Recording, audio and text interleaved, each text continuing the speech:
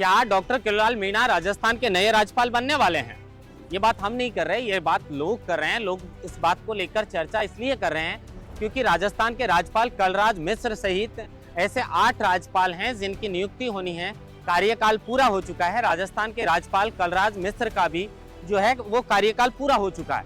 अब डॉक्टर किरोड़ीलाल मीणा जो मंत्री पद से इस्तीफा देते हैं, दफ्तर जाना छोड़ देते हैं, तो अब लोग ये चर्चा कर रहे हैं कि क्या राजस्थान के नए राज्यपाल डॉक्टर किरोड़ीलाल मीणा हो सकते हैं। पता नहीं, लेकिन लोग इस बात की चर्चा कर रहे हैं क्योंकि राज्यपाल जो है वो नियुक्त होना है। अब जब तक नया राज्यपाल राजस्थान में नियुक्त नहीं होता है तो हो सकता है कि कलराज मिश्र जो है उन्हीं के पास राज्यपाल की जिम्मेदारियां रहे हैं, लेकिन ये तो तय है कि कुछ ही दिनों में राजस्थान का राज्यपाल नहीं बल्कि 8 राज्यों के जो है वो राज्यपाल नियुक्त करने हैं।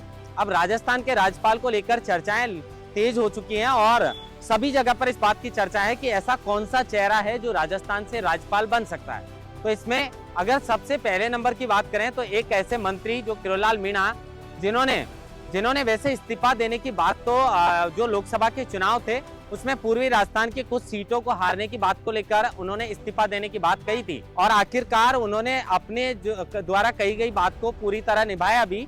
किरोड़ीलाल मीणा ने मंत्री पद से इस्तीफा भी दे दिया। सरकारी गाड़ियों का इस्तेमाल करना हो या फिर दफ्तर जाना हो या फिर जो पर्सनल उनके पीएसओ लगे हुए थे तो वो बिना पीएसओ के हर जगह जाते आते हैं, सरकारी गाड़ी का इस्तेमाल नहीं करते।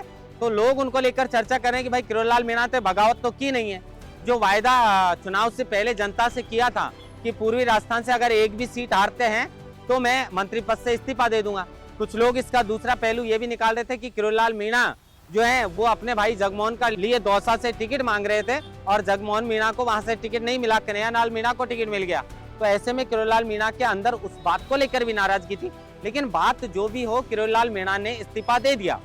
अब चर्चा इस बात की है कि इस्तीफा देने के बाद बाबा के अंदर कोई बगावती सुर तो है नहीं, तो क्या उन्हें बीजेपी सरकार कोई बड़ा मंत्री पद देने वाली है? अब मुझे लगता नहीं कि मंत्री पद देगी, क्योंकि लोगों से चर्चा करते हैं तो लोग कहते हैं कि बाबा अब कोई मंत्री पद लेंगे नहीं, क्योंकि बाबा को जो विभाग दिया था उसको भी पूरी तरह छिन भिन कर दिया। और मीणा समुदाय के अंदर भी इसको लेकर खासी नाराजगी देखी गई थी कि बाबा ने 5 वर्षों तक इतना बड़ा संघर्ष करा, बीजेपी सत्ता में आई, उसमें बड़ी भूमिका किरोड़ीलाल मीणा की रही है। लेकिन उन्हें जब मंत्री पद देने की बात आई, जब मुख्यमंत्री की लोग चर्चा कर रहे थे कि किरोड़ीलाल मीणा को तो मुख्यमंत्री बनाया जा सकता है, लेकिन आखिरकार जब बनाने की बात आई तो डिप्टी सीएम तक का पद यानी उप मुख्यमंत्री तक का पद बाबा को नहीं मिला। अब विभाग मिला और विभाग के भी टुकड़े टुकड़े कर दिए। तो लोग कह रहे हैं कि इस बात को लेकर उन्होंने इस्तीफा दिया था। किरोड़ीलाल मीणा खुद कहते हैं कि भाई मैंने पूर्वी राजस्थान को लेकर जनता से जो वादा किया था मैं उस वादे पर खरा उतरा हूं, क्योंकि वहां पर जो है बड़ी संख्या में बीजेपी को कई सीटों पर नुकसान हुआ है। तो ऐसे में मैंने तो एक सीट की बात की थी, कई सीटों पर बीजेपी हारी है। तो मैं तो जिस दिन मतगणना चल रही थी तो उन्होंने जो रामचरितमानस की चौपाई है कि रघुकुल रीत सदा चली आई, प्राण जाए पर वचन न जाए, तो वो तो अपने वचन पे बरकरार हैं और इस्तीफा भी दे दिया है।